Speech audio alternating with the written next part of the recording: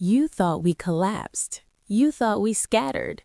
You thought silence meant surrender. Behind the black horizon, more shapes emerged.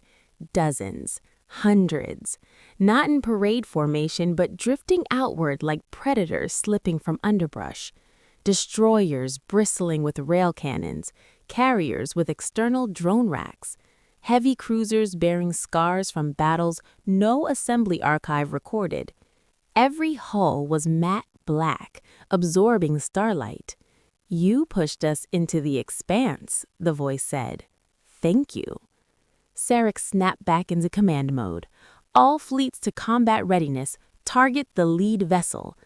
Assembly weapons charged, elegant beams gathering at emitter points. They fired. Lances of coherent plasma streaked across space, converging on the black horizon. The human ship did not evade. It absorbed. Armor layers flared, venting heat in controlled bursts. Sections blackened, cracked, and held. Then the humans returned fire. There was no glowing beam, no theatrical discharge. A single kinetic projectile accelerated to a fraction of light speed and punched through the Resolute Mandate's forward shield like paper. The dreadnought's bow disintegrated, momentum tearing the rest of the vessel apart in a cascading structural failure. Sarek had one final thought before vacuum claimed her. We were wrong. Across the sector, assembly fleets attempted coordinated response. They found nothing to coordinate. Human ships did not fight in lines. They did not hold territory. They struck command vessels first, decapitating leadership. They targeted supply depots, fuel convoys, communication relays. Within hours, assembly task forces were blind and fragmented. On the capital world of Lyra Prime, the High Council convened in panic. They were finished, one counselor insisted. Our projections were absolute. Another stared at the live feeds of burning shipyards. Your projections did not account for adaptation. The main holoscreen flickered. A human appeared. Older, gray-streaking dark hair, uniform worn but functional. I'll make this simple, he said. You forced us into a region of space you considered uninhabitable. He gestured behind him. The shattered expanse pulsed, energy storms swirling in patterns that looked suspiciously structured. We studied it. We learned it. We built inside it. Images flashed, human habitats shielded within radiation clouds, shipyards anchored to stable gravity knots, generators drawing power from spatial fractures. You cut us off from the galaxy, so we stopped trying to be part of it. The counselor found his voice. What do you want? The human's eyes hardened. Correction. Then the feed cut. The counteroffensive was not a war. It was a dismantling. Human fleets appeared simultaneously at key assembly nodes, logistics hubs, AI coordination centers, fleet academies. They deployed drones that infiltrated networks, turning defense grids inward. They hijacked media channels, broadcasting archived footage of assembly strikes on human colonies. Burning cities. Evacuations denied. Children in pressure masks. You thought we'd forget, the broadcast said. We recorded everything. Client species within the assembly watched in stunned silence.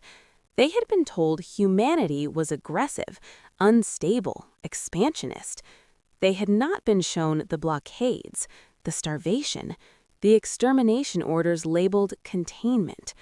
Rebellions ignited along assembly borders. Human ships did not suppress them. They protected them. On Kasari Station, a mixed-species workforce watched as a human frigate destroyed an assembly enforcement cruiser, threatening orbital bombardment. The frigate transmitted a simple message afterward. You're free to choose. Choice spread faster than fear. Within weeks, the assembly fractured. Some factions attempted surrender. The Black Horizon responded to the capital once more. The same older human appeared. This ends two ways, he said calmly.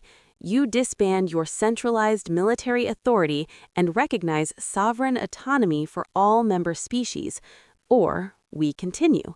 Behind him, assembly deep space sensor arrays exploded in silent blossoms. The counselors understood. This was not rage, it was calculation. They agreed. The assembly dissolved. Human fleets did not occupy Lyra Prime. They did not install puppet governments. They withdrew to the Expanse perimeter and established a monitored, demilitarized boundary. The message was clear. Push again, and the Expanse opens. Years later, traders spoke of the Black Fleet in hushed tones. They said the humans had turned a cosmic graveyard into a fortress, that they had built warships inside storms no other species dared approach, that their silence was no longer interpreted as weakness, but as warning.